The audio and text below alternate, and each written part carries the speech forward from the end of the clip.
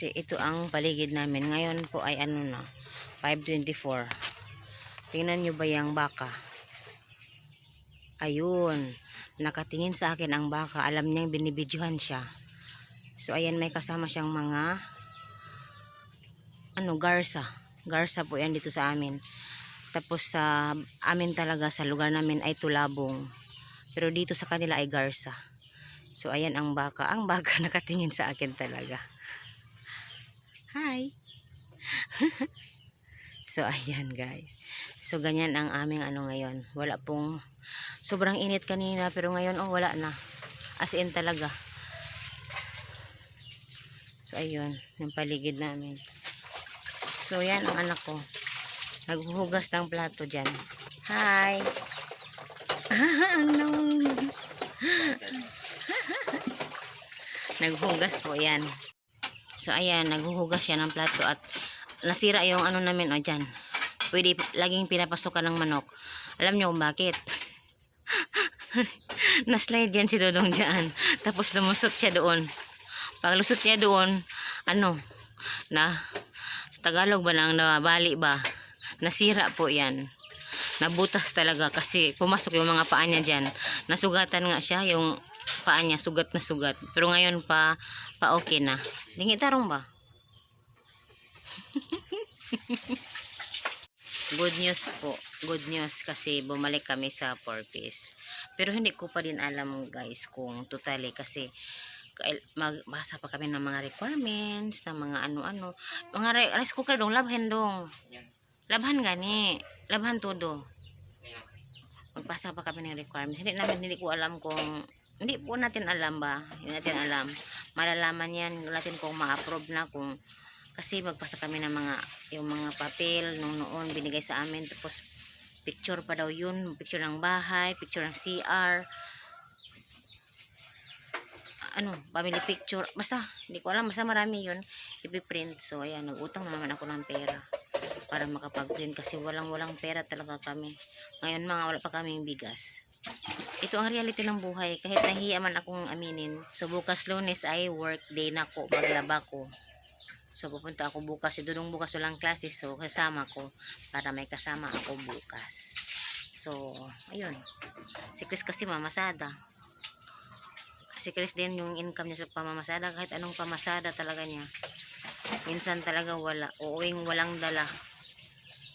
Pero minsan para bang gusto mong magpaka-positive, positive lang, sige gulang.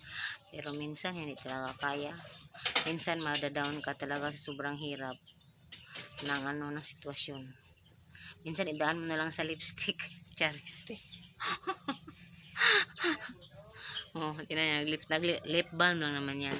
So minsan talaga idadaan mo lang sa lip balm para yung mukha mo parang maging naman kahit konti. Kasi minsan talaga denial tayo, parang sige okay lang yan, din yan. Pero sa totoo lang minsan lang hirap na sobra. Pero kakayanin pa din. Hindi tayo magagawa, ganito talaga ang buhay namin. Hindi pala kayo kasali. Ayan guys, pawi na ako galing naglabada. Ngayon po ay 2:40 2:40 na. So kakauwi ko lang. Ayan ang aking anino.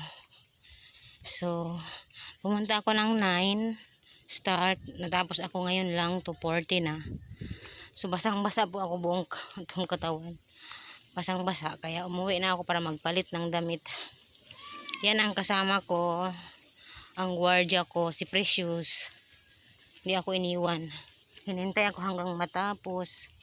Precious, i-shoot, i-shoot, i-shoot. Ayun na ba? Ayaw na.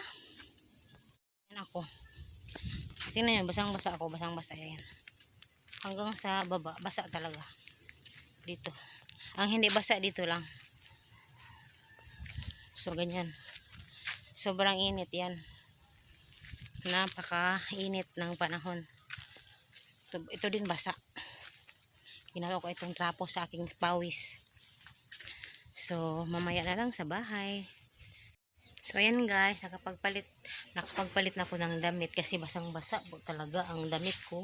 So si Dodong dito ay nagluto ng kanin. Kala ko may ulam, kanin lang pala. Wala ding ulam. Ito pong damit kong basang-basa. So ngayon po ay 2:45. So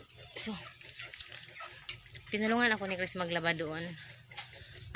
Nagsampay nung na lang, malapit na ako matapos. Namasahero na din siya kasi kailangan mamasada para may pang bigas, ulam, sabon kasi marami kaming labahan dito din. Wala din akong sabon ngayon. So bukas wala din klase, Martes, at ngayon Lunes wala din klase. So medyo may time ako maglaba sa mga uniform ni Dodong. Hindi ako nakalaba nung Saturday and Sunday. Wala talagang sabon pang laba. So ganito naman talaga ang buhay guys. I-share ko na lang na minsan hindi makapaglaba. Ayan, thank you for watching.